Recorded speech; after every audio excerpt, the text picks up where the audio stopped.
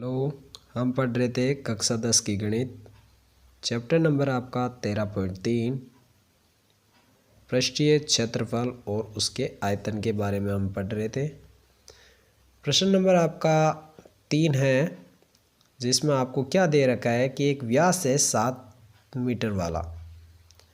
व्यास की यदि बात करें तो 7 मीटर का व्यास है और त्रिज्या यानी कि उसकी व्यास यदि 7 है तो त्रिज्या हमें पता है कि जब हम व्यास में 2 का भाग देते हैं तो हमें त्रिज्या प्राप्त होती है। और उसकी गहराई भी आपको दे रखी है कुएं की, और इसके खोदने पर निकली हुई मिट्टी को समान रूप से फैलाया जाता है और 22 गुणा 14 वाला एक चबूतरा बनाया जाता है। चबूतरे की आपको इसके आधार पर आपको क्या निकालनी है, ऊंचाई ज्ञात करनी है। तो देखिए क्वेश्चन हम पढ़ते हैं।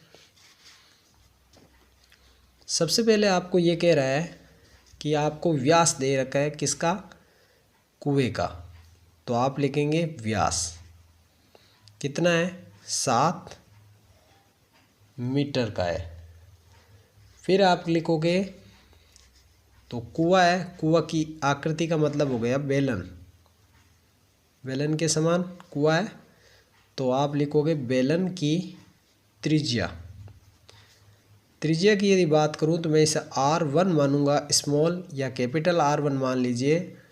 तो इसका अर्थ ये होता है कि व्यास में जब हम 2 का भाग देते हैं तो हमें त्रिज्या प्राप्त हो जाती है। 7/2 मीटर लिख सकते हैं, या फिर यहाँ पे आप 3.5 भी आप लिख सकते हैं। फिर देखिए जो इस भाग से जो आपका मिट्टी निकलती है तो इससे एक चबूतरा बना रहा है, चबूतरा बना रहा है। तो चबूतरे की आपको क्या चबूतरे की आपको लंबाई गुणा चौड़ाई दे रखा है, जबकि ऊंचाई आपको इसमें पता नहीं है, क्योंकि ये पूछ रहा है कि इसकी ऊंचाई क्या होगी। तो लंबाई आपको प्रश्न में दे रखी है 22 गुणा 14 गुणा h, ठीक है। तो ये ऊंचाई है चबूतरे की, इसलिए आप इसको मान लो ऊंचाई नंबर h2। और यहाँ हम मानेंगे पहले बेलन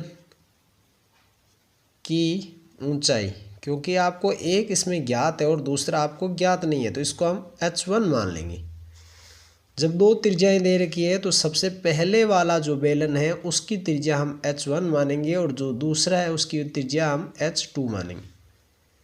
तो देखिए सबसे पहला काम हमारा यह है कि इसकी ऊंचाई भी आपको दे रखी थी कितनी, प्रश्न में आपको देखो इसकी ऊंचाई दे रखी थी 20 मीटर। तो हम h1 का मान 20 मीटर लिख सकते हैं, ठीक है। तो देखिए सबसे पहले हम निकाल लेंगे बेलन का, क्या निकालेंगे, आयतन। बेलन के आयतन का सूत्र होता है आपका पाई r² h1, क्योंकि बड़ी वाली त्रिज्या है तो आपको h1 लेना पड़ेगा। तो यहाँ हम r1 का स्क्वायर लेंगे, क्योंकि आपके पास त्रिज्या भी क्या होगी 2 के अनुसार आप लिख सकते हो, या फिर आप इसे 1 भी रखो तो भी, क्योंकि हमने 1 ही माना है तो 1 ही रखेंगे। तो पाई का मान ये कह रहा 22/7 गुना r1, r1 आपका कितना है 7/2।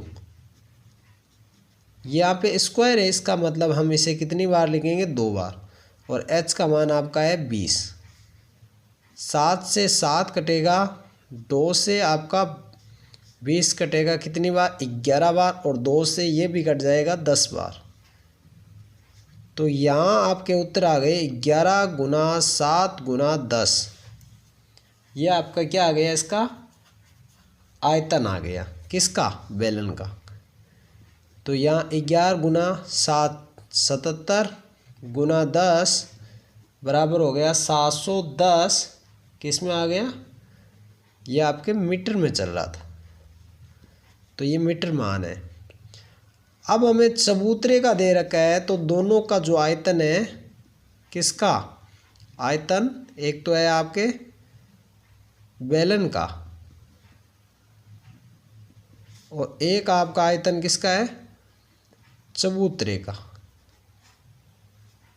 तो बेलन का आयतन आपका आ गया 770 मीटर और चबूतरे का हो गया आपका, यहाँ मैंने लिखा था तो 22 गुना 14 गुना H2। हमें H2 का मान निकालना है तो H2 का H2 ये दोनों है गुना में, तो इधर करेंगे तो आ जाएगा भाग में।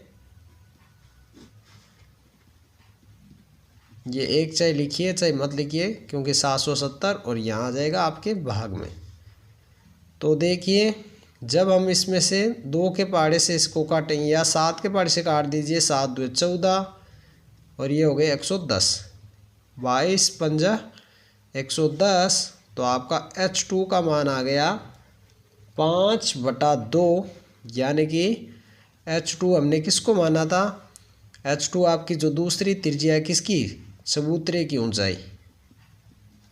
तो चबूतरे की ऊंचाई H2 कितनी आ गई आपका 2.5 मीटर। तो यदि वीडियो आपको अच्छा लगा हो तो लाइक करें, शेयर करें और यदि आप हमारे चैनल पर नए हो तो चैनल सब्सक्राइब ज़रूर करें। धन्यवाद।